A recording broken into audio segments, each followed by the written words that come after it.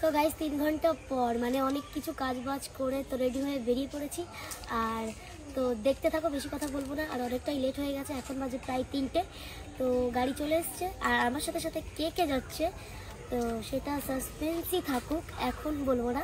তো দেখতেই পারবে কে কে যাচ্ছে আমার সাথে। আর এই হচ্ছে আমার এত মানে বুঝতেই পারছো যে আমি কতদিনের জন্য যাচ্ছি। এই একটা আরও তো আছে, আরও দেখাবো, দাঁড়াও। চলে যাচ্ছি, ভালো থাকিস। কি বললি বলুন, বল।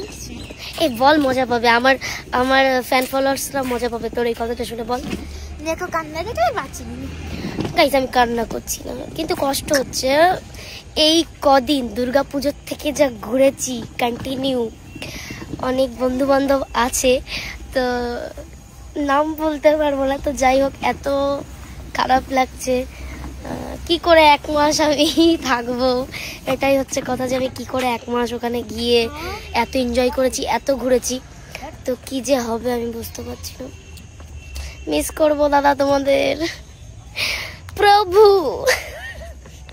তোমাকেও মিস করবো প্রভু। তো চলো বেশি না বকে যাওয়া যাক গাড়ি।